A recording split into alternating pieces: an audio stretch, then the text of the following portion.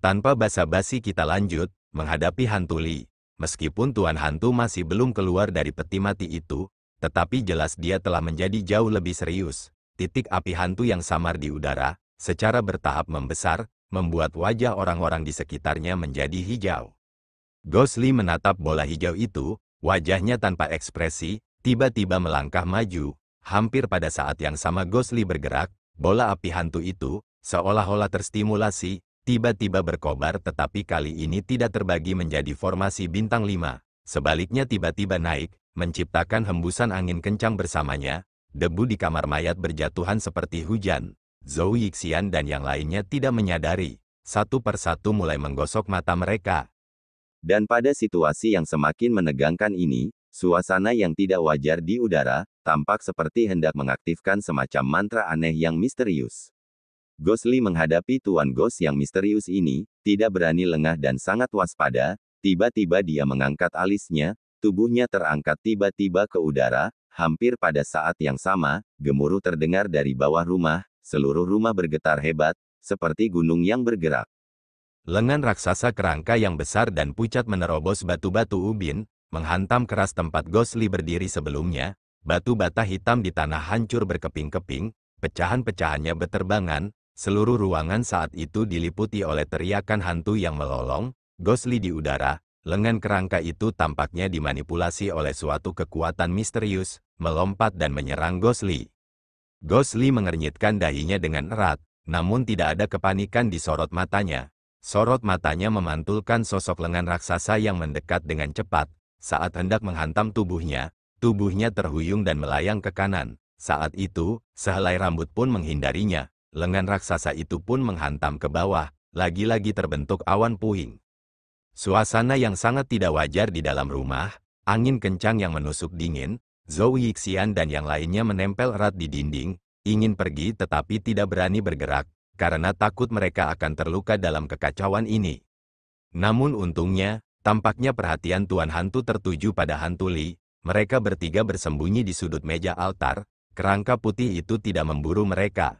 Hanya saja mereka bertiga dalam kekacauan itu, melihat bahwa kamar mayat yang awalnya tidak begitu luas, dengan tambahan lengan besar itu tiba-tiba mengejar hantu Li. Tempat itu tampak sedikit ramai. Akan tetapi, seakan-akan itu semua belum cukup. Sementara Zhou Yixian menggerutu dalam hatinya, tanah di bawahnya bergemuruh dengan erangan dalam lainnya. Suara samar itu terdengar gelisah dan keras, bagaikan roh ganas yang terkurung dalam waktu lama, akhirnya mendapat kesempatan untuk keluar dan melampiaskan kekesalannya. Kamar mayat bergetar hebat, bumi meletus dan batu-batu retak. Lengan raksasa lain yang identik muncul dari tanah, menghantam keras ke arah Ghost Li. Ghost Li bergerak cepat dan berbelok untuk menghindari kedua lengan itu. Kedua matanya berkonsentrasi erat tetapi sejauh ini, dia belum melawan. Di dalam rumah saat ini nampaknya sangat sesak. Lengan putih yang mengerikan itu bergerak dengan cepat. Adegan yang sulit dipahami namun mengerikan terjadi di kamar mayat ini. Meski terjadi pertarungan hebat antara Tuan Hantu dan hantu Li, mereka tampaknya memiliki pemahaman diam-diam. Pertunjukan kekuatan mereka terbatas pada rumah besar ini. Keahlian jalan hantu Tuan Hantu tidak meluas keluar rumah sementara pergerakan hantu Li terbatas di dalam rumah. Di atas udara, api hantu itu menyala dingin, di bawah cahaya hijau redup, tulang-tulang putih menari-nari di udara. Sosok Ghost Li tampaknya secara bertahap mengambil beberapa energi mengerikan yang aneh tetapi tidak peduli apa. Sejauh ini, Tuan Ghost masih tidak dapat melakukan apapun pada Ghost Li. Di dalam peti mati, Tuan Ghost mendengus dingin. Tiba-tiba, api hantu itu menjadi terang. Kedua lengan raksasa yang besar dan mengejar itu berhenti tiba-tiba, kemudian dengan suara ratapan, suara-suara yang menusuk terdengar, banyak retakan muncul di kedua lengan kerangka raksasa itu. Pada saat berikutnya berubah menjadi potongan-potongan kecil yang tak terhitung banyaknya. Ujung-ujungnya sangat tajam, seperti hujan tulang namun seperti kawanan lebah pemakan manusia, menutupi langit dan menutupi bumi, menyerbu ke arah hantu Li. Zhou Yixian dan yang lainnya menjadi pucat. Xiao Huan berteriak, di rumah kecil itu, sudah cukup sulit menghindari dua lengan raksasa itu, sekarang mereka telah berubah menjadi hujan potongan tulang, yang saling berhimpitan. Bagaimana mungkin seseorang bisa menghindarinya? Wajah Ghost Li sedingin es, menatap potongan-potongan tulang ini. potongan-potongan itu tampak akan mencapainya. Dia tiba-tiba jatuh dengan cepat dari udara, langsung menuju ke tanah. Gerakannya sangat cepat, seperti kilat. Potongan-potongan tulang itu berhenti di udara, seperti hidup, mengeluarkan suara melengking, menghentikan momentumnya, membuat tikungan dan turun dari udara.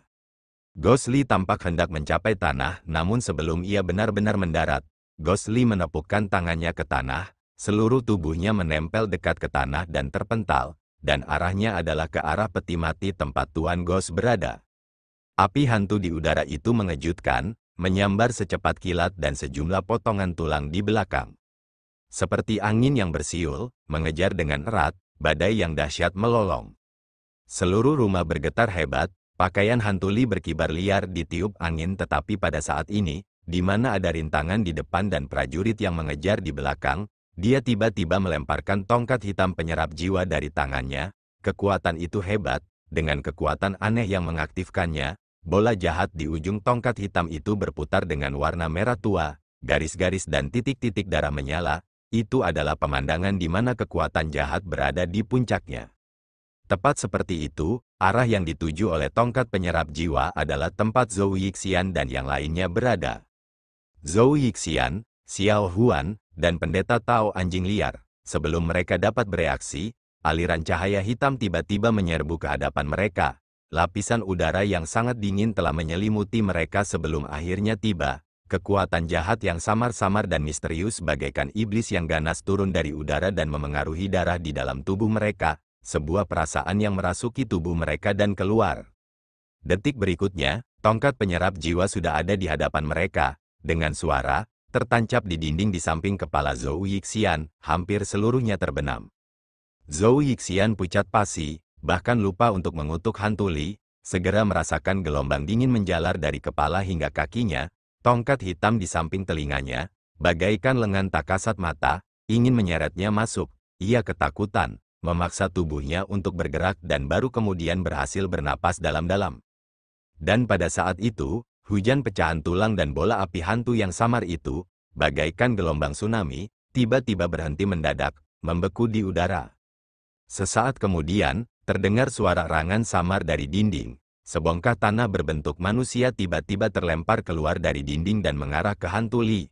Pecahan tulang yang tak terhitung jumlahnya itu, seakan-akan kehilangan kekuatan spiritualnya, jatuh ke tanah. Hanya bola api hantu itu yang bersinar terang dan sekali lagi melayang di atas pecahan tanah itu. Ghost Lee bersiul pelan, melambaikan tangan kanannya, tongkat penyerap jiwa melayang kembali, menusuk ke bongkahan tanah dari belakang. Bumi pun hancur seketika. Sesosok manusia berpakaian hitam melesat keluar, melayang bagai hantu, melayang di atas tempat peti mati itu berada. Dialah Tuan Hantu. Tongkat penyerap jiwa itu mendarat perlahan, kembali ke Ghost Lee. Ghost Lee menatap Tuan Ghost, tanpa melakukan gerakan apapun. Tuan Ghost perlahan berbalik dan menatap Ghost Lee, lalu tiba-tiba berkata, "Bagaimana kau bisa tahu tempat persembunyianku?"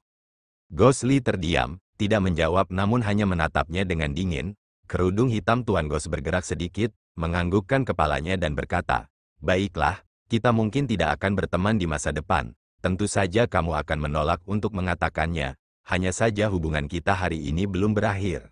Aku ingin melihat kamu yang dikabarkan memiliki 3 jalan sejati dari 3 golongan besar di dalam tubuhmu. Bagaimana sebenarnya kultivasimu?" Pupil mata Ghost Lee sedikit mengecil. Meskipun ia mengejutkan Tuan Ghost dengan menggunakan tongkat penyerap jiwa untuk menyerang tempat persembunyiannya, dianggap memiliki keunggulan tetapi ekspresinya sama sekali tidak terlihat santai.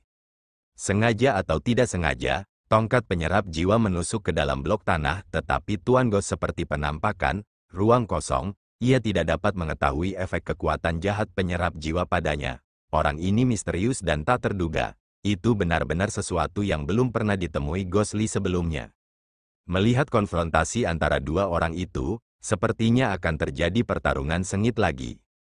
Zhou Yixian menenangkan dirinya yang ketakutan, cepat-cepat menarik Xiao Huan dan pendeta Tao anjing liar.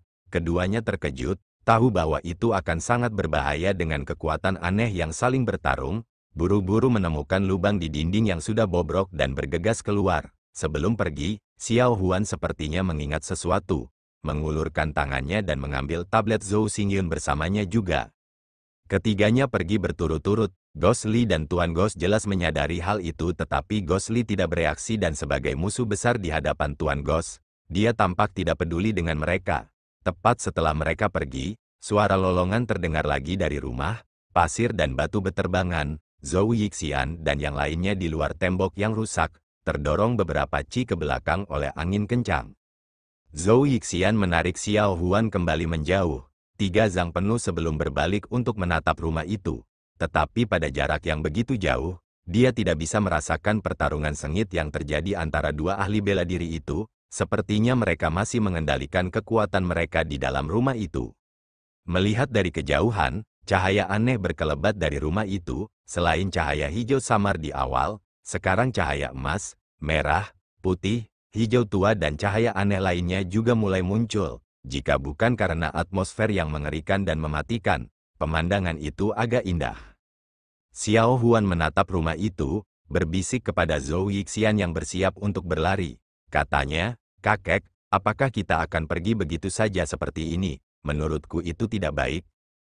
Zhou Yixian dan pendeta Tao anjing liar yang berada di sampingnya terkejut, berbalik dan menatap Xiao Huan. Zhou Yixian mengerutkan kening dan berkata, "Gadis bodoh, apa yang kamu pikirkan? Mereka berdua adalah monster yang membunuh orang seperti lalat. Kita beruntung bisa lolos dengan selamat. Mengapa kamu masih ingin tinggal di sini?" Xiao Huan ragu sejenak, lalu berkata, Tetapi bagaimanapun juga, untuk menyelamatkan kita," dia kemudian. Pendeta Tao anjing liar menatapnya, tidak berbicara. Zhou Yixian berkata dengan tidak sabar, "Saya katakan, mengapa kamu begitu linglung? Ghostly sangat terampil. Apa yang perlu dikhawatirkan? Selain itu mereka saling memangsa." "Oh, tidak. Yang satu disebut Ghostly, yang satu lagi Tuan Hantu. Seharusnya disebut hantu pelawan hantu. Mereka hantu pelawan hantu. Apa urusan kita? Cepat pergi, cepat pergi." Sambil berkata demikian, dia menarik tangan Xiao Huan dan berjalan pergi. Xiao Huan ragu-ragu sejenak namun akhirnya ditarik oleh Zhou Yixian. Pendeta Tao anjing liar menoleh untuk melihat ke arah kamar mayat yang berkelap-kelip dengan cahaya aneh. Samar-samar terdengar desiran angin kencang, tatapan matanya menjadi rumit.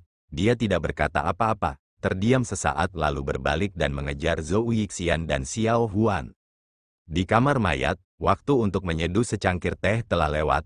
Rumah reyot itu sekarang semakin hancur. Batu-batu tembok yang bobrok pecah, bahkan lantai yang hancur seperti dibajak sapi setelah gempa bumi. Tanah tidak rata dan bergelombang, pecahan-pecahan batu tiba-tiba menyembul keluar, bahkan tidak ada tempat yang layak untuk berpijak. Baik Ghostly maupun Tuan Ghost saat ini tengah melayang di udara, menghentikan pertarungan untuk sementara, saling menatap, keduanya tampak sedikit terengah-engah. Hanya Xiao Hui yang berada di bahu Ghostly, tampak tidak sabar, menguap beberapa kali dengan malas, dan meregangkan tubuhnya. Tuan Hantu tiba-tiba berkata, "Tidak dapat dibayangkan kemampuanmu telah meningkat begitu banyak, hanya dalam waktu 10 tahun, dan kau mampu menggabungkan Taoisme, Buddhisme, kejahatan, 3 aliran jalan sejati menjadi satu, itu sungguh tidak mudah." Ghostly menatap sosok misterius berpakaian hitam itu, dan berkata dengan dingin, "Aku juga tidak menyangka, kamu bukan dari sekte jahat, melainkan dari seni perdukunan perbatasan selatan, Jalan Hantu." Cahaya merah gelap tiba-tiba muncul di matanya. Dia menatap Tuan Hantu, suaranya berubah sedingin es, berkata, "Karena kamu sangat ahli dalam Jalan Hantu, maka seni pengembalian jiwa yang tidak biasa untuk Biao, kamu." Sebelum dia bisa menyelesaikan kalimatnya, Tuan Hantu sudah menyela, "Kamu salah. Meskipun aku tahu sedikit tentang jurus Jalan Hantu, tapi jurus luar biasa pengembalian jiwa tetaplah jurus rahasia suku dukun hitam perbatasan selatan. Aku tidak mengetahuinya. Kalau tidak berdasarkan persahabatanku dengan Raja Hantu, aku pasti sudah menyelamatkan Nona Biao." Ghostly menatapnya dengan dingin, cahaya merah berkilauan dengan ketidakpastian di matanya. Dia tampak sedang mempertimbangkan kata-kata Tuan Ghost. Sebaliknya Tuan Ghost yang terdiam sejenak, tiba-tiba berbicara, "Karena malam ini kamu bersikeras untuk melindungi ketiga orang itu, mengingat kita semua dari sekte Raja Hantu, aku akan membiarkan mereka pergi kali ini. Tidak ada gunanya kita bertarung di sini. Mengapa kita tidak berhenti saja sekarang?" Ghostly mencibir dalam hatinya, dia bukan lagi pemuda naif dari masa lalu, pertarungan berbahaya tadi, jika kultivasinya rendah atau jika dia ceroboh, dia akan mati berkali-kali, dan pada saat itu, pasti tidak ada yang akan mengatakan hal-hal seperti kita semua dari Sekte Raja Hantu. Tuan Hantu benar-benar karakter yang tidak terduga. Meskipun Gosli tidak takut padanya tetapi pertempuran sebelumnya, dia tahu bahwa keterampilan orang ini tidak normal dan benar-benar seseorang yang tidak mudah dihadapi. Dia tidak ingin terburu-buru dan mengangguk dan dengan acuh tak acuh berkata, itu juga bagus. Tuan Hantu perlahan turun dan mendarat, kamar mayatnya sudah hancur. Sebagian besar peti mati sudah terkoyak, hanya peti mati di tempat Yin itu yang masih utuh. Tuan Hantu mendarat di atasnya, terdiam sejenak, berkata, apa niatmu datang ke Bukit King Yun kali ini? Gosli berkata dengan dingin, lalu untuk apa kamu ke sini? Tuan Hantu berkata pelan, dunia sedang kacau, ini adalah masa-masa sulit, binatang-binatang jahat sedang mengamuk, pertempuran antara fraksi baik dan binatang-binatang jahat tidak dapat dihindari, bagaimana mungkin aku bisa melewatkannya? Gosli menatapnya dan berkata, seperti yang kau katakan, fraksi baik dan binatang jahat, siapa yang akan menang? Tiba-tiba kilatan cahaya muncul di mata Tuan Hantu. Dia seperti teringat sesuatu. Berkata, binatang-binatang jahat itu sangat kuat, bertentangan dengan dugaan semua orang, terutama dewa binatang itu, sampai sekarang tidak ada yang melihat gerakannya, apalagi tingkat kultivasinya, tetapi untuk dapat mendominasi binatang-binatang iblis yang tak terhitung jumlahnya, mungkin orang ini pastilah sosok yang sangat kuat. Dalam pertempuran besar ini, saya khawatir binatang-binatang iblis memiliki peluang 70%. Pupil mata Gosli sedikit mengerut, dia terdiam cukup lama, lalu berkata, lalu 30% dari fraksi baik, jangan bilang dia ada di formasi Zuxian. Tuan Hantu tersenyum dan berkata, benar sekali, formasi pedang Zuxian Bukit King Yun benar-benar membuat perbedaan. Setelah 1000 tahun, formasi ini masih menjadi formasi Taoisme tertinggi di dunia. Jika fraksi baik ingin menang, maka mereka harus menaruh harapan pada formasi pedang ini, jika tidak akan ada banyak orang baik dari fraksi baik, alih-alih pergi ke tempat lain, mereka semua datang ke Bukit King Yun. Gosli terdiam, kepalanya terangkat, ekspresinya rumit, sepertinya teringat beberapa hal, rasa sakit tidak jelas di wajahnya. Tuan Hantu melihat ekspresinya, tiba-tiba berkata, meskipun kamu memulai dari King Yun, tetapi beberapa rahasia King Yun, kemungkinan besar kamu masih belum menyadarinya. Raut wajah Gosli berubah, dia menoleh ke arah Tuan Gos, seakan ingin menatap orang ini. Setelah beberapa saat, dia berkata dengan nada malas, mohon sarannya. Tuan Hantu menatap Gosli, nadanya tenang tetapi matanya seolah menyampaikan makna yang lebih dalam. Kekuatan formasi pedang Zuxian Bukit King Yun melampaui manusia biasa dan memasuki orang bijak, itu cukup untuk membunuh kejahatan dan melenyapkan iblis. Selama 1000 tahun itu selalu menjadi senjata berharga untuk menjaga Bukit King Yun. Legenda mengatakan bahwa formasi pedang itu lahir dari gulungan kuno tanpa nama yang diperoleh pendiri Bukit King Yun. King Yun Si, sampai 1000 tahun yang lalu munculnya jenius tak tertandingi King Ye yang mengasingkan diri di Gua Bulan Ilusi, selama 13 tahun, muncul berambut putih, secara pribadi menemukan ini, dia mengumpulkan energi spiritual dari 7 puncak gunung King Yun sebagai formasi, mengubah energi pembunuh makhluk hidup di dunia menjadi pedang dan menjadi tak terkalahkan di dunia. Suaranya berhenti sebentar lalu terdengar sedikit tidak menentu, namun sepasang matanya terpaku pada Gosli, dan berkata perlahan, dan formasi tak tertandingi yang menakjubkan ini, tidak dapat dipisahkan dari satu senjata surgawi. Gosli berseru, pedang kuno, Zuxian. Tuan Hantu mengangguk dan berkata, memang. Dari mana sebenarnya Zuxian berasal? Itu selalu menjadi misteri. Saya khawatir bahkan orang-orang di Bukit King Yun tidak akan mampu menjelaskannya. Namun satu hal yang pasti, kemunculan pertama pedang kuno Zuxian adalah ketika pendiri King Ye muncul dari pengasingannya di Gua Bulan Ilusi selama 13 tahun, memegang pedang itu di tangannya. Dan selama ini, senjata surgawi itu tidak pernah disimpan dekat dengan kepala sekte King Yun, melainkan ditempatkan di Gua Bulan Ilusi di belakang Bukit King Yun. Tuan Gos berhenti, di kamar mayat, keheningan sesaat menyelimuti, Gosli menatapnya dengan saksama, perlahan berkata, bagaimana Anda tahu begitu banyak? Tuan Hantu melambaikan tangannya dan berkata, kau tidak perlu repot-repot memikirkanku, tetapi apa yang kukatakan kepadamu memang fakta. Oleh karena itu, rahasia formasi pedang King Yun Zuxian kemungkinan besar ada di dalam gua bulan ilusi yang hanya bisa dimasuki oleh kepala sekte King Yun. Dia tersenyum dan berkata, apakah kau mengerti? Ghost Lee tidak berbicara, hanya menatap orang itu dalam diam. Setelah beberapa saat, dia berkata dengan dingin, siapa sebenarnya kamu? Tuan Ghost menggenggam kedua tangannya di belakang punggungnya sambil berdiri, dan berkata perlahan, singkatnya, ingatlah bahwa aku bukanlah musuhmu, itu saja. Ghost Lee menatap orang itu sejenak, lalu tiba-tiba berbalik dan melayang keluar dengan perlahan. Saat sosoknya hendak menghilang, suaranya seakan terdengar namun juga terdengar seperti angin, tidak jelas. Tuan hantu berdiri sendirian dalam kegelapan, tak bergerak. Api hantu samar itu perlahan memudar dan akhirnya padam sepenuhnya. Rumah besar itu kembali sunyi. Tak lama kemudian, di tempat gelap tempat sosok manusia itu berada, terdengar seringai rendah. Fajar, saat langit baru saja cerah, langit di sekitar Bukit King Yun tertutup awan gelap, tetesan air hujan segera turun. Hujan dari titik-titik kecil hingga besar, dengan sangat cepat dunia berubah menjadi abu-abu dan berkabut, suara gemericik air hujan di mana-mana, menyelimuti gunung-gunung tinggi dalam kabut air, tampak kabur dan misterius. Suara rintik hujan yang mengenai daun bambu hijau, seakan-akan selama 10.000 tahun terakhir tidak pernah berubah. Di Bukit King Yun, selalu tampak sepi. Ujung atap rumah dari genteng, lumut tumbuh di atasnya karena bertahun-tahun, tetesan air dari tetesan berubah menjadi tirai air. Untayan demi untayan seperti mutiara jatuh, mendarat di lantai yang dilapisi batu biru, memercikkan butiran-butiran air seperti mutiara. Angin di tengah hujan, rintik-rintik hujan bergoyang dalam gelombang, membawa sedikit embun dan kabut air, berayun-ayun di antara ambang jendela, seolah terikat secara sentimental pada sesuatu.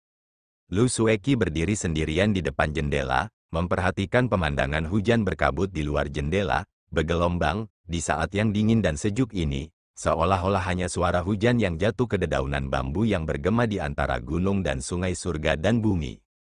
Angin sepoi-sepoi bertiup, rambut hitamnya berkibar lembut, embun hujan menyapu wajahnya, seperti gelombang dingin yang meresap ke dalam kulit. Dia mengerucutkan bibirnya sedikit, tangannya menopang ambang jendela, suara hujan, terdengar jauh namun dekat, akhirnya semua tampak jatuh jauh ke dalam hatinya. Terdengar suara langkah kaki di luar rumah. Seseorang mengetuk pintu pelan, Lu Sueki menoleh ke belakang tanpa bersuara, tersadar dari lamunannya, berjalan menghampiri untuk membukakan pintu, kakak perempuannya Wen Min berdiri di sana. Lu Sueki tersenyum tipis dan berkata, kakak senior. Wen Min menatap wajahnya yang sedikit lesu, mengerutkan kening dan masuk. Lu Sueki menutup pintu di belakangnya, mereka berdua duduk di rumah sederhana itu. Wen Min pertama-tama melihat ke tempat tidur. Melihat bahwa tempat tidur itu sudah tertata rapi, mendesah dan berkata, kamu tidak tidur tadi malam? Lu Sueki berkata pelan, aku tidak bisa tidur.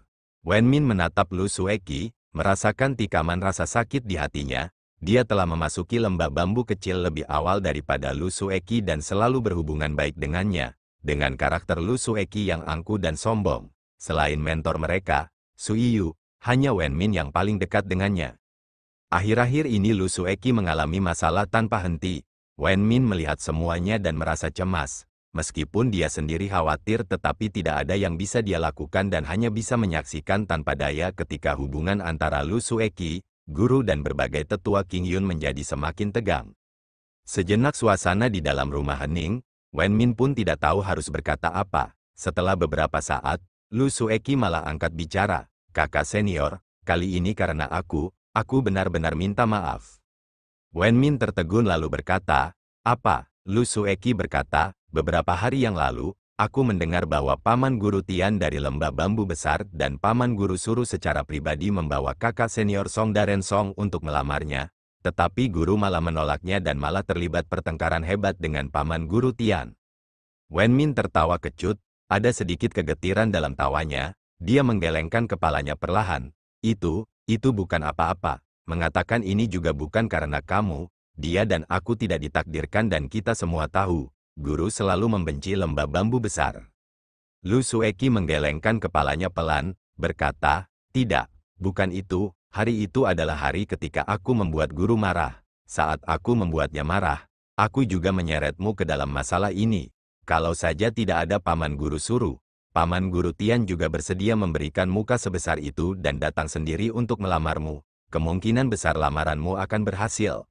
Tapi, kakak senior, aku benar-benar minta maaf.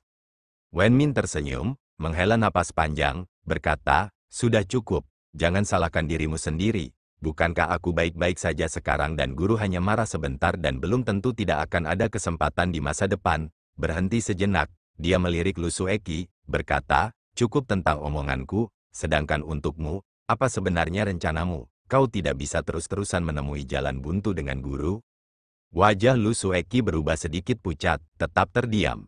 Wen Min merenung cukup lama, lalu berkata, adik perempuan, aku tahu apa yang ada di pikiranmu. Tapi kau tidak bisa terus seperti ini, Zhang. Orang itu bagaimanapun juga telah bergabung dengan sekte jahat, disingkirkan oleh fraksi baik dunia dan mundur selangkah dan berkata, kali ini kau pergi ke barat daya, medan pertempuran yang sangat sengit antara sekte jahat dan binatang iblis, pemandangan di sana kau. Wen Min tiba-tiba berhenti dan tidak meneruskan perkataannya, karena pada saat itu wajah Lu Sueki tampak langsung memucat, bahkan kedua matanya yang terang dan jernih, juga tampak terukir kesakitan yang amat dalam. Ruangan itu hening cukup lama, hanya terdengar suara gemericik hujan di luar jendela, sunyi tanpa kata. Akhirnya Wen Min berbisik, kemungkinan besar dia sudah tidak ada di dunia fana lagi. Karena kau terus bersikeras, kau sendiri yang akan menderita. Lu Sueki pucat, tidak berbicara, dan perlahan berdiri, berjalan ke ambang jendela dan memandang keluar. Selimut kabut di pegunungan itu samar-samar terlihat, bagaikan dalam mimpi, bahkan cipratan air hujan dan titik-titik air saat ini, terasa tidak nyata dalam dinginnya cuaca. Aku tahu, wanita cantik nan dingin ini, di tengah hujan yang berkabut, berkata dengan lembut, dia mungkin benar-benar telah pergi. Terkadang aku juga pernah memikirkannya, sebenarnya baginya, ini mungkin juga sebuah pelepasan. Aku juga tahu, teguran guru, tidaklah salah, akulah yang salah. Aku seharusnya tidak terbawa oleh angan-anganku, aku seharusnya tidak. Suaranya tiba-tiba tercekat, Wen Min berdiri, hendak menghiburnya ketika dia tiba-tiba berbalik, sesosok tubuh putih melayang, seperti awan yang kesepian. Matanya tampak berkaca-kaca, berkilau dan bening, dengan jejak kesedihan yang belum pernah ada sebelumnya, berkata, kakak senior, aku tahu semuanya tetapi aku tidak bisa melupakannya. Meskipun aku telah memutus hubungan ini 1000 kali, aku tetap tidak bisa memutusnya, tidak bisa melarikan diri darinya. Setelah kembali dari barat daya, aku telah berkata pada diriku sendiri berkali-kali, dia sudah mati dan semuanya sudah berakhir. Tetapi setiap malam setelah aku tertidur, aku bermimpi tentang pemandangan mengerikan di lembah ular berbisa itu, bermimpi bahwa dia disergap oleh binatang iblis. Lu Sueki tiba-tiba berhenti, tampak gelisah, hingga Wen Min merasa khawatir namun Lu Sueki segera tenang kembali. Hanya matanya yang masih tampak sedih. Lalu, aku terbangun, dengan keringat dingin, seperti di dalam rumah es. Dia menatap Wen Min dalam diam, lalu raut wajahnya perlahan berubah rapuh. Seakan-akan tubuhnya juga mulai gemetar, berkata, kakak senior, apa yang terjadi padaku? Apa yang sebenarnya terjadi padaku? Dia tiba-tiba jatuh ke pelukan Wen Min. Wen Min memeluk bahunya, merasakan tubuhnya yang lemah menggigil. Dari telinganya, terdengar suara lembutnya. Kakak senior, aku tidak tahan lagi. Aku benar-benar tidak tahan lagi. Wen Min terdiam, memeluk erat Lu Sueki, gadis yang sebelumnya begitu rapuh dan angkuh, kini tampak menjadi orang yang paling patah hati dan putus asa di dunia. Keheningan kembali turun, suara hujan terdengar cemas di luar jendela. Isak tangis pelan masih terdengar ditiup angin. Di luar rumah kecil, di tepi hutan bambu, Master Suiyu berdiri diam tanpa suara, memegang payung hitam hijau berlapis minyak, menatap rumah itu di tengah badai. Lalu dia perlahan berbalik dan menghilang ke dalam hutan bambu. Antara langit dan bumi, suara angin dan hujan bersiul, saat itu adalah saat yang menyedihkan. Di kota Heyang, hujan juga turun seperti itu. Zhou Yixian, Xiao Huan, dan pendeta Tao anjing liar, mereka bertiga berjalan keluar dari gang terpencil lainnya, menyatu dengan kerumunan padat di jalan utama, mencoba melangkah beberapa langkah namun terdorong ke samping, karena pertama, ada terlalu banyak orang dan sulit untuk berjalan, Kedua, mereka harus berlindung dari hujan terlebih dahulu dan mendiskusikan rencana mereka. Kali ini mereka pun terbagi menjadi dua kubu. Xiao Huan bersikeras kembali ke kamar mayat itu untuk melihat lagi. Zhou Yixian dengan tegas menolak. Kali ini, Pendeta Tao Anjing Liar memberikan dukungannya yang belum pernah terjadi sebelumnya kepada Zhou Yixian. Xiao Huan memang lemah namun pandai bertutur kata, berdebat 1 lawan 2. Termasuk saat Pendeta Tao Anjing Liar berbeda pandangan dengannya kali ini, namun seperti biasa, dia tidak dapat berkata apa-apa saat Xiao Huan melotot ke arahnya sehingga hampir sepanjang waktu hanya Zhou Yixian sendiri yang protes. Saat ini mereka bertiga berdiri di pinggir jalan. Zhou Yixian berkata pelan, "Dasar gadis bodoh, apa kau mau kembali ke tempat berbahaya itu untuk mencari kematian?" Xiao Huan melengkungkan bibirnya dan berkata, "Dan untuk mengatakan bahwa kamu telah hidup hingga usia setua itu, kakek, apakah kamu tahu ada yang disebut moralitas?" Zhou Yixian berkata dengan marah, "Moralitas? Dasar tidak bermoral, moralitas apa yang kau bicarakan saat kau sudah mati? Orang yang seperti hantu itu sangat kuat. Bukankah kita akan mati jika kita kembali?" Pendeta Tao Anjing Liar mengangguk ke samping dan berkata, "Benar sekali, sungguh tidak pantas untuk kembali." Xiao Huan melotot, jantung Taois Anjing Liar berdebar kencang dan tak sanggup meneruskan. Xiao Huan menoleh ke arah Zhou Yixian dan berkata, "Kakek, kalau bukan karena dia tadi malam, kita pasti sudah mati dan tidak akan ada di sini untuk berdebat soal moralitas atau tidak. Apakah salah kalau kita kembali dan melihat-lihat?" Zhou Yixian tanpa mengubah ekspresinya, berkata, "Memang karena kita diselamatkan olehnya, jadi kita harus menghargai hidup kita. Kalau tidak, jika kita masuk ke dalam perangkap dan kembali masuk ke mulut harimau, bukankah itu akan mengecewakan niat baik Gosli?" Xiao Huan tertahan, untuk sesaat tidak dapat memikirkan apapun untuk membantah Zhou Yixian. Zhou Yixian tidak dapat menahan diri untuk tidak menjadi sombong. Hehe, tersenyum dan berkata, "Tidak ada yang perlu dikatakan, kan?" Xiao Huan berkata dengan marah, "Kau tahu betul bahwa pria itu menyeramkan dan sulit diduga, tidakkah kau sedikit khawatir dengan penyelamatmu?" Zhou Yixian berkata dengan tenang, "Jangan khawatir, Gosli, orang itu punya keterampilan dan senjata ajaib. Jika dibandingkan dengan energi hantu, aku khawatir dia bahkan lebih jahat daripada peti mati itu, bahkan jika dia ingin mati pun akan sulit. Apa yang kamu khawatirkan?" Berhenti sejenak, dia berkata, "Dan, bukankah kamu memberinya ramalan 10 tahun yang lalu, dan kamu mengatakannya saat itu, orang ini memiliki 1 dari 1000, fisiognomi iblis kekacauan, meskipun situasi badai dengan liku-liku tetapi itu bukanlah kehidupan prematur yang berumur pendek, lalu apa yang masih kamu khawatirkan? Kenapa? Apakah kau pernah membaca peruntunganku sebelumnya?" Tiba-tiba, sebuah suara terdengar di samping mereka. Ketiganya terkejut, berbalik dan melihat hantu Li muncul di samping mereka, di siang bolong, seolah-olah dia muncul dari balik hujan. Meskipun hujan turun cukup deras, jumlah pengungsi di kota itu sangat banyak dan kebanyakan dari mereka takut akan kedatangan binatang iblis yang sudah dekat sehingga tidak peduli dengan hujan. Bahkan, beberapa hari terakhir ini, ada beberapa kasus di kota Heyang di mana orang-orang yang terlalu tegang kehilangan kendali. Untungnya para pengikut sekte King Yun menjaga ketertiban di kota dan kebanyakan dari mereka tiba dalam waktu singkat untuk mengatasinya. Namun, orang-orang dalam keadaan panik dan juga menyebabkan kota ini tenggelam dalam suasana yang hampir gila sepanjang hari. Xiao Huan dan yang lainnya terkejut, lalu Xiao Huan sangat gembira, tak dapat menahan diri untuk berteriak pelan, "Itu kamu!" Zhou Yixian dan Pendeta Tao Anjing Liar malah mengerutkan kening bersamaan. Zhou Yixian mendengus dan benar-benar mengucapkan kata-kata yang sama, "Itu kamu." Gosli mengabaikan mereka, pertama-tama menatap Xiao Huan, melihat kegembiraan yang nyata dan jelas di wajah mudanya, matanya tidak dapat menahan untuk tidak memperlihatkan sedikit pun kehangatan. Mengangguk sedikit, berkata, "Ini aku." Di bahu Gosli, basah kuyup karena hujan. Monyet Xiao Hui juga memanggil Xiao Huan, menyeringai, tampaknya senang juga melihat Xiao Huan. Xiao Huan tersenyum senang, lalu berkata pada Xiao Hui, "Kau masih ingat padaku, hehe." Kemudian, ia mendongak ke arah Gosli, ragu-ragu sejenak, lalu berkata, "Tadi malam kau baik-baik saja?" Gosli mengangguk dan berkata, "Aku baik-baik saja."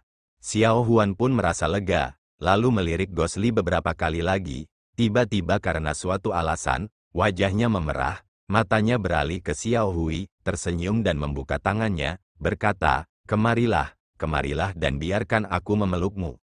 Xiao Hui terkikik 2 kali, tiba-tiba melompat dengan kedua kakinya, meninggalkan bahu Gosli dan melompat langsung ke lengan Xiao Huan. Xiao Huan tertawa, merasakan bulu monyet yang basah dan hendak mengambil kain untuk membersihkannya. Tanpa diduga monyet itu tampaknya juga merasa tidak nyaman dan tiba-tiba menggoyangkan tubuhnya, tiba-tiba butiran air menyembur kemana-mana. Xiao Huan berteriak tetapi tidak mau membiarkan monyet itu turun dan dengan cepat menutup matanya. Segera wajah dan pakaiannya basah karena monyet itu.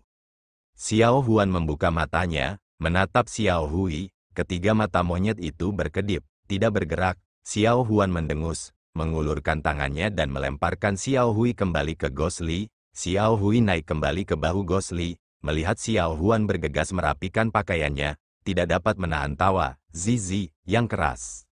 Xiao Huan tidak tahu apakah harus tertawa atau menangis, menggigit bibir bawahnya dan diam-diam melirik Gosli, lalu menundukkan kepalanya dan merapikan pakaiannya. Gosli menoleh untuk melihat Zhou Yixian. Zhou Yixian merasa bersalah, berkata, hei, bocah bau, aku pernah menjadi penyelamatmu, jangan bertindak gegabah.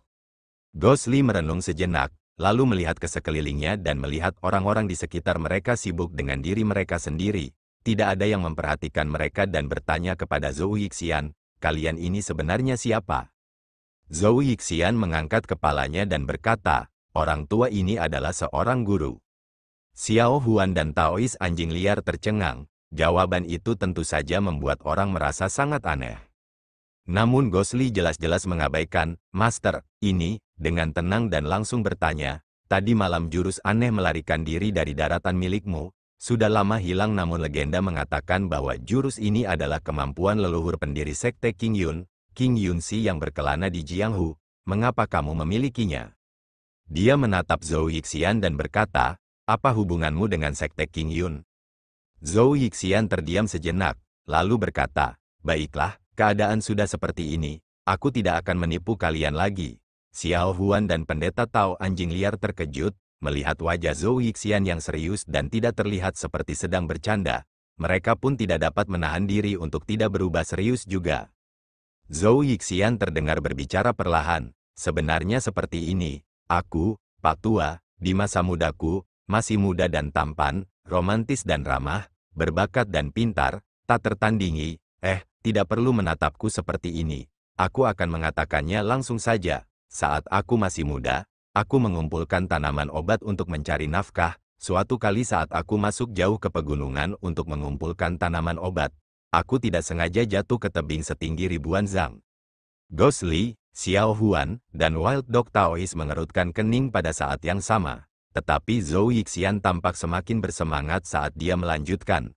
Tetapi, aku, Pak Tua, beruntung, sebuah pohon pinus menangkap pakaianku di udara, menghalangi sebagian besar jatuhnya. Lalu aku jatuh lagi. Tanpa diduga, ada sebuah kolam di bawahnya. Jadi, Pak Tua itu beruntung karena aku tidak mati. Xiao Huan tak kuasa menahan diri untuk menyela. Kakek, mengapa aku seperti mendengar ceritamu dari suatu tempat dan sepertinya banyak orang juga sudah mengatakannya sebelumnya. Banyak tokoh jagoan dalam cerita roman sejarah semuanya pernah jatuh dari tebing seperti itu. Zhou Yixian melotot marah ke arah Xiao Huan. Aku atau kamu yang cerita, diamlah. Kemana saja aku, di bawah tebing tapi hidupku beruntung. Aku tidak mati dan kemudian aku bahkan secara tidak sengaja menemukan buku petunjuk rahasia yang ditinggalkan oleh seorang guru senior yang tidak diketahui jumlahnya tahun sebelumnya. Orang tuaku memiliki bakat alami dan cerdas, aku memahami buku petunjuk rahasia di bawah tebing, menyerap energi spiritual langit dan bumi sebagai makanan, melakukan perjalanan waktu bolak-balik dan akhirnya usaha orang tuaku membuahkan hasil, mencapai Tao dan menjadi seorang surgawi. Gosli berkata dengan dingin, selain namamu, di mana lagi kamu menyerupai makhluk surgawi? Zhou Yixian tertahan sejenak, tampak sedikit malu namun segera kembali ke ekspresi normalnya, berkata dengan tegas, orang tua, aku ini untuk orang-orang biasa di dunia ini, melakukan perbuatan baik dan mengumpulkan pahala. itulah sebabnya aku mengembara di dunia. Gosli berkata dengan acuh tak acuh, lalu apakah kau akan memberitahuku bahwa skill aneh pelarian daratmu dipelajari dari buku panduan itu?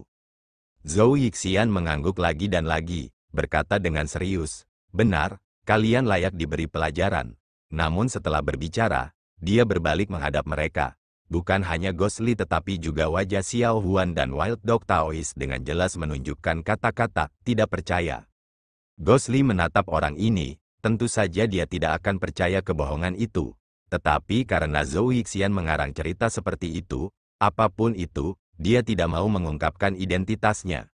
Namun, meskipun orang ini memiliki hubungan dengan Bukit Qingyun, tetapi karena dia pernah tinggal bersama orang ini sebelumnya, sejujurnya tidak ada yang tidak pantas. Dan selain itu bagi Gosli, dia kurang lebih akan selalu memandang mereka secara berbeda. Karena itu, Gosli tidak mendesaknya lebih jauh tetapi juga tidak ingin berbicara lebih banyak, hendak mengatakan beberapa patah kata kepada mereka dan kemudian pergi ketika tiba-tiba pada saat ini, ledakan tangisan dan jeritan terdengar dari kerumunan di suatu tempat di selatan kota, suaranya sangat menyedihkan. Semua orang terkejut dan menoleh ke belakang. Orang-orang di sebelah mereka di jalan juga melakukan hal yang sama. Kegaduhan terjadi di jalan yang penuh dengan orang, tembok kota yang menjulang tinggi awalnya dipenuhi orang. Sekarang semuanya berlarian dan berhamburan. Di tengah hujan yang berkabut, teriakan memilukan terdengar di cakrawala, seekor burung besar yang ganas membuka sayapnya, sepasang mata besar berkilauan dengan cahaya merah darah yang ganas, menerkam turun dari langit, kedua sayapnya mengembang. Sebenarnya hampir selebar setengah dari gerbang kota, sangat mengerikan. Angin kencang yang diciptakan oleh burung raksasa ini, angin kencang menyerang, tiang di tembok kota patah karena angin, semua orang di tembok ketakutan, berlarian ke segala arah, burung raksasa itu turun dari langit, teriakan tajam, cakarnya yang besar dan tajam seperti tangan iblis, menangkap dua orang yang melarikan diri lalu naik dan menghilang di langit. Seluruh kota seketika menjadi sunyi. Setelah waktu yang lama, tidak yakin siapa yang pertama kali berteriak, binatang iblis ada di sini, tamatlah kita. Pada saat itu, seluruh kota berubah menjadi histeris, banyak sekali orang melolong, tangisan terdengar di mana-mana, suasana menjadi kacau. Hanya antara langit dan bumi hujan berkabut itu, terus turun dengan tenang, seolah tidak terjadi apa-apa. Raungan rendah dan dalam terdengar dari segala arah. Di dataran 200 mil di luar Bukit Qingyun, semakin banyak binatang iblis selatan yang aneh berkumpul di sekitarnya. Beberapa binatang terus-menerus melolong ke langit. Di antara kelompok binatang buas, ada 6, 7 yang lebih besar, jauh melebihi binatang buas biasa di sekitarnya, berdiri di tengah kerumunan, berputar dan menggeram. Binatang buas di sekitarnya tampaknya sangat takut terhadap mereka. Hujan berkabut pekat, awan-awan gelap di langit makin banyak berkumpul. Lambat laun di antara awan-awan di ujung cakrawala, tampak cahaya-cahaya terang berkelebat. Sesaat kemudian, akhirnya terdengar suara gemuruh guntur. Gelap dan menekan langit dan bumi dunia, perubahan kehidupan yang tak terkatakan. Kilatan petir menyambar cakrawala, memantulkan bayangan yang kuat dan gagah. Burung iblis raksasa yang baru saja kembali dari kota He yang turun dari langit, mengandalkan cahaya petir. Para binatang melihat cakar burung raksasa itu mencengkeram dua orang. Sesaat, ratusan binatang iblis di dekat maupun jauh melolong keras. Raungan mereka begitu kuat hingga membuat bulu kuduk berdiri. Sayap-sayapnya yang besar membumbung tinggi dan mengepak-ngepak diterpa angin dan hujan. Burung raksasa itu berputar sekali di atas kerumunan binatang buas, tiba-tiba melepaskan cakarnya, dua siluet manusia seperti batu, jatuh. Meskipun sosok manusia itu terbalik di udara tetapi anggota badan mereka tidak bergoyang-goyang dan terlihat sangat kaku. Kemungkinan besar di sepanjang jalan, dua manusia malang itu tidak dapat menahan cengkeraman kuat burung raksasa itu dan mati di bawah dua cakar raksasa itu. Teriakan binatang buas di tanah segera meningkat lebih tinggi, suara gigi saling bergemeretak naik turun, sedikitnya beberapa binatang buas melompat dan menerkam dengan tiba-tiba. Dalam hujan yang suram, darah samar-samar terlihat dan akhirnya menghilang.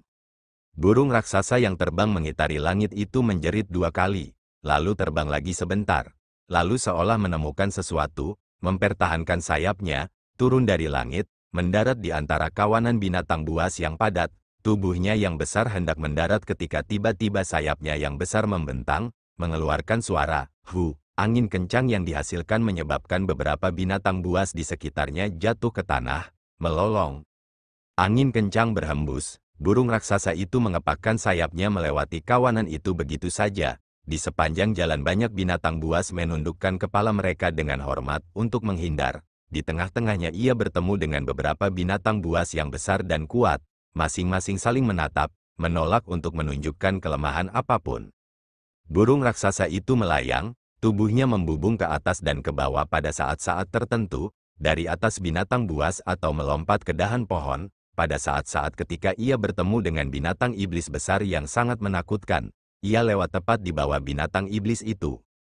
Angin dan hujan bergoyang, kilat menyambar di cakrawala langit, burung raksasa di tengah badai hanyut bagaikan tanaman. Akhirnya, sambil menjerit nyaring lagi, mendarat dari langit.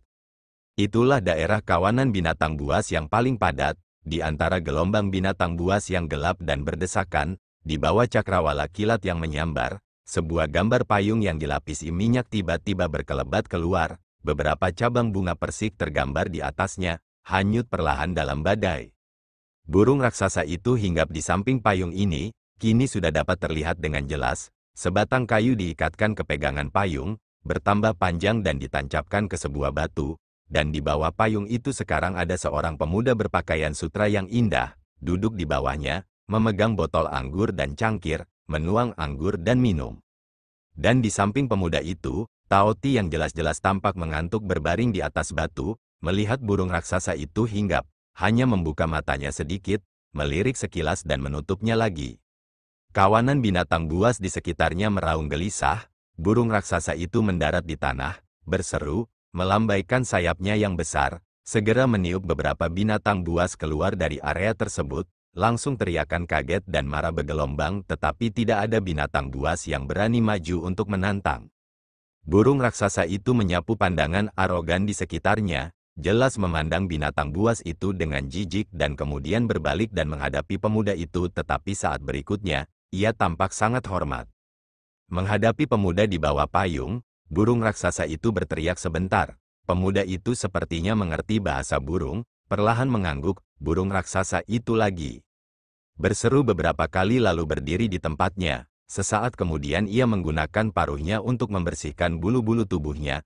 Hujan yang turun, telah lama membasahinya. Setelah membersihkan beberapa kali, ia cepat-cepat menyerah, menatap langit malam, perlahan-lahan menyelipkan kepalanya ke dalam sayapnya, menghindari angin dan hujan. Hujan semakin deras, pemuda itu minum satu cangkir demi satu cangkir dan tidak pernah berhenti, hanya sesekali dalam keadaan linglung, menatap kosong ke kejauhan sejenak lalu diam-diam menunduk dan kembali melanjutkan minum. Namun, tidak peduli seberapa banyak dia minum, wajahnya tidak pernah menunjukkan sedikit pun rasa mabuk. Akhirnya, botol anggur itu kosong, jatuh perlahan dari tangan diterpa angin dan hujan, mendarat di tanah yang penuh lumpur. Pemuda itu perlahan berdiri, kegaduhan terjadi di sekitar kawanan binatang buas, memperlihatkan ketakutan yang luar biasa di mata mereka. Hanya saja di mata pemuda itu, binatang buas yang tak terhitung jumlahnya itu bukan apa-apa, sama sekali tidak peduli pada mereka. Di matanya, saat ini hanya diam menatap langit, awan gelap yang menjulang, angin dan hujan bersiul. Tao Ti berteriak pelan, lalu berdiri di sampingnya. Pemuda itu terdiam, lalu menoleh dan menepuk pelan kepala Tao Ti. Setelah sekian lama baru berkata, "Apakah kau juga merasa kesepian, Tao Ti?" Tao Ti menggeram namun pada akhirnya tak seorang pun tahu apa artinya. Pemuda itu mengangkat kepalanya dan menatap ke langit. Setelah waktu yang sangat lama, tidak berbicara lagi. Di puncak Bukit Qingyun, di puncak Tongtian, hujan lebat semalam dan masih turun. Para anggota fraksi baik itu sebagai pemimpin dari 3 sekte besar fraksi baik berkumpul di Aula Kristal untuk berdiskusi. Argumen terdengar dari waktu ke waktu. Dan di atas mereka, 3 guru besar, pendeta Bukit Qingyun Daxuan, guru Puhong Kuil Tianyin dan Yun Yilan Lembah Fenxiang juga berdiskusi dengan tenang. Mereka bertiga mengerutkan kening, jelas sibuk, sangat khawatir tentang bencana binatang iblis yang akan segera terjadi. Tiba-tiba, terdengar suara langkah kaki tergesa-gesa di luar Aula Kristal. Semua orang terkejut, murid cabang tertua Bukit Qingyun, Xiao Yichai, dengan langkah cepat berjalan memasuki aula kristal, berhenti sebentar, mengangguk memberi salam kepada para anggota fraksi baik, dan kemudian dengan cepat pergi langsung ke pendeta Dao Xuan, berbisik di telinganya. Kerumunan orang memperhatikan kedua lelaki itu, melihat ekspresi serius Xiao Yichai, tidak seperti biasanya dan setelah dia berbicara, ekspresi serius pendeta Dao Xuan yang biasanya bahkan lebih tanpa senyum, hanya menyisakan ekspresi serius. Secara bertahap, semua orang mulai menegang, samar-samar merasakan tekanan yang tidak dapat dijelaskan perlahan turun ke tempat ini. Pendeta Dao Xuan setelah mendengarkan Xiao Yichai, meliriknya, dan bertanya balik dengan tenang. Xiao Yichai mengangguk tanpa suara, ekspresinya tegas. Pendeta Dao Xuan menghela napas panjang, menganggukkan kepalanya. Xiao Yichai kemudian berbalik dan berdiri di belakang pendeta Dao Xuan. Master Pu Hong dan Yun Yilan kini juga bisa mengetahuinya. Master Pu Hong melantunkan mantra dan berkata, Amitabha, kepala sekte Dao Xuan, mungkinkah ada berita tentang binatang buas? Pendeta Dao Xuan menganggukkan kepalanya, lalu berdiri. Suasana keributan menyebar di antara para anggota fraksi baik yang ada di tempat kejadian. Pendeta Dao Xuan memfokuskan pikirannya, ekspresi tegas dan penuh tekad perlahan terlihat di wajahnya, berkata dengan lantang dan jelas, rekan-rekan fraksi baik, kami baru saja menerima pesan, sekelompok besar binatang iblis telah muncul di hutan belantara sejauh 200 mil dari Bukit King Yun, mereka akan segera tiba dan kota Heyang di kaki gunung, juga telah mulai menemukan jejak-jejak sporadis dari monster-monster iblis itu. Begitu ia berbicara, seketika itu juga terjadi kegaduhan, sesaat kepanikan, ketakutan, kemarahan, desahan dan berbagai ekspresi muncul di wajah orang banyak, malapetaka yang menekan hati mereka selama beberapa hari terakhir akhirnya tiba. Pendeta Dao Xuan memperhatikan reaksi orang banyak. Menekan dengan kedua tangannya, kegaduhan perlahan mereda. Hingga menjadi sunyi, pendeta Dao Xuan berkata dengan keras. Semuanya, sekarang malapetaka ada di depan kita, kehidupan orang-orang biasa bergantung pada kita untuk melawan binatang iblis ini. Kalian semua di sini adalah guru yang dibudidayakan yang memeluk jalan sejati, mencari penghidupan bagi orang-orang biasa, pertempuran yang mendekat, kamu dan aku tidak akan menyia-nyiakan usaha, apa yang dikenal sebagai kehendak surga tidak terkendali. Tentunya surga tidak pernah menutup semua jalan keluar, meskipun monster jahat ini berkeliaran liar sekarang tetapi kemungkinan besar mereka tidak akan bertahan lama. Kerumunan itu terdiam sejenak, lalu seseorang berkata, pendeta benar. Yang mulia, yakinlah, dengan begitu banyak pendekar pedang yang sangat ahli di sini, kita akan bertarung bersama dengan sekuat tenaga, pasti tidak akan sulit untuk menang melawan monster-monster itu. Itu, tepat sekali, tiba-tiba seolah-olah terinspirasi, kerumunan mulai terlihat santai dan gembira, lagi pula, selain 3 sekte besar, masih ada para ahli ini, jika melihat lebih jauh, di Bukit King Yun ini, masih ada formasi pedang Zuxian yang legendaris, penakluk, dan tak terkalahkan. Melihat ekspresi pendeta Dao Xuan yang penuh percaya diri, apalagi yang perlu dikhawatirkan. Pendeta Dao Xuan di bawah tatapan banyak anggota fraksi baik, perlahan tersenyum, berbicara beberapa patah kata kepada halayak dan berjalan menuju bagian dalam bersama Master Pu Hong, Yun Yilan, Xiao Yichai dan yang lainnya. Begitu mereka meninggalkan garis pandang orang banyak, wajah pendeta Dao Xuan segera berubah berat dan ekspresi Master Pu Hong serta Yun Yilan juga sama. Kelompok itu mencapai ruangan terpencil. Xiao Yichai adalah yang terakhir dan menutup pintu. Pendeta Dao Xuan berbalik dan berbicara kepada Xiao Yichai, "Yi-er, jelaskan detailnya." Xiao Yichai mengangguk, berkata, "Ya, murid itu melakukan inspeksi ke kota Heyang di kaki gunung, dalam sehari menerima laporan berturut-turut, terutama di puncak tembok kota. Murid itu secara langsung melihat seekor burung iblis besar muncul. Melihat penampilannya, burung itu tampak sangat mirip dengan burung Asura, di antara 13 binatang jahat yang dikabarkan baru-baru ini." Pendeta Dao Xuan bertemu pandang dengan kedua guru lainnya. Ekspresi mereka tampak berat. Xiao Yichai berkata dengan sungguh-sungguh, selain itu, murid-murid sekte lainnya yang diam-diam mengintai di sekitar semuanya melaporkan bahwa mereka telah menemukan jejak-jejak binatang iblis yang sporadis, terutama yang paling terkonsentrasi di barat daya sejauh 200 mil. Tetapi beberapa murid yang mengintai sejauh 200 mil, murid-murid menunggu untuk waktu yang lama tetapi tidak menerima kabar apapun. Xiao Yichai bicara sampai di sini, raut wajahnya berangsur-angsur muram, raut wajah pendeta Dao Xuan tenang dan Yun Yilan di sampingnya mendesah. Master Pu Hong melantunkan mantra dalam hati. Pendeta Dao Xuan merenung sejenak, menganggukkan kepalanya. Lalu berkata kepada Xiao Yichai, sepertinya tidak akan salah. Binatang iblis itu benar-benar ada di sini. Yichai, dia menatap murid kesayangannya. Lalu berkata, lakukan satu perjalanan lagi menuruni bukit. Beritahu semua murid yang tersebar di daerah itu untuk kembali. Jaraknya harus 100 mil di sekitar Bukit King Yun. Pastikan untuk menasihati mereka. Jangan melewati batas saat menyelidiki dan yang pasti jangan bergerak melawan iblis sendirian, untuk mencegah kecelakaan apapun. Xiao Yichai menganggukkan kepalanya, seakan mengingat sesuatu, berkata, Guru, lalu bagaimana dengan rakyat jelata kota Heyang?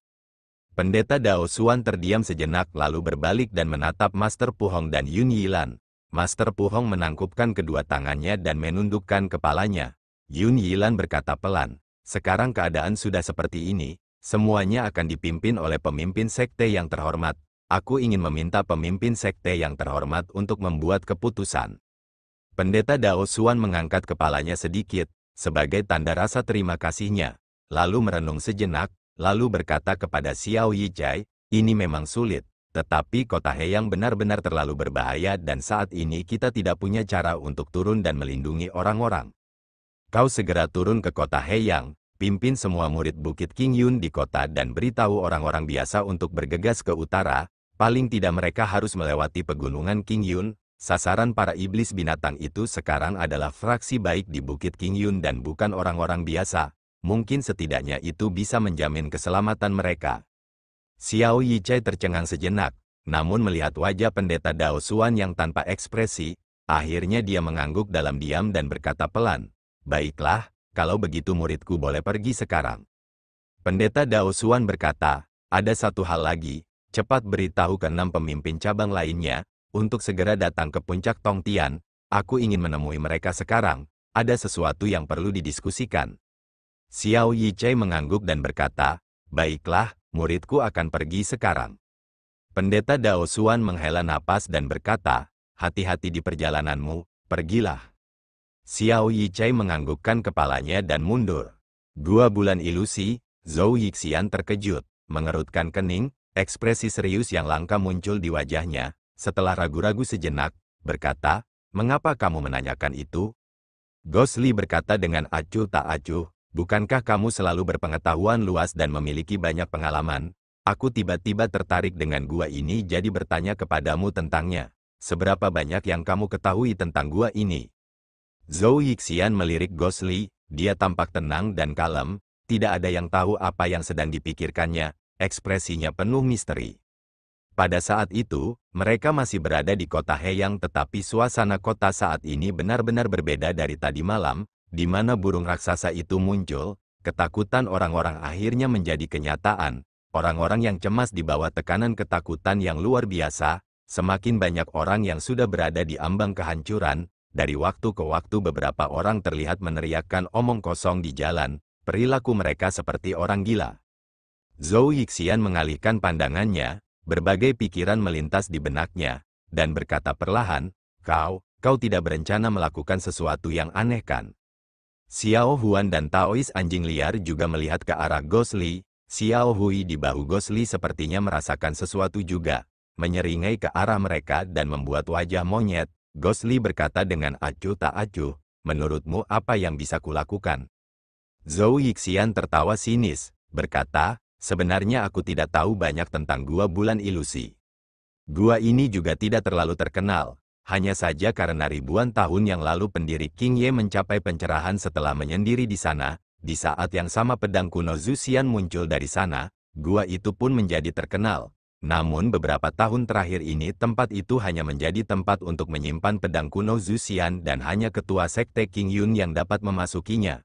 Oleh karena itu reputasinya pun berangsur-angsur meredup.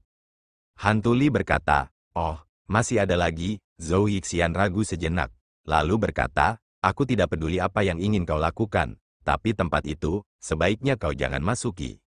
Alis Gosli terangkat dan berkata, kenapa? Zhou Yixian menghela napas dan berkata, bukannya kamu tidak tahu identitasmu sekarang? Gua Bulan Ilusi itu adalah tempat penting di Qingyun.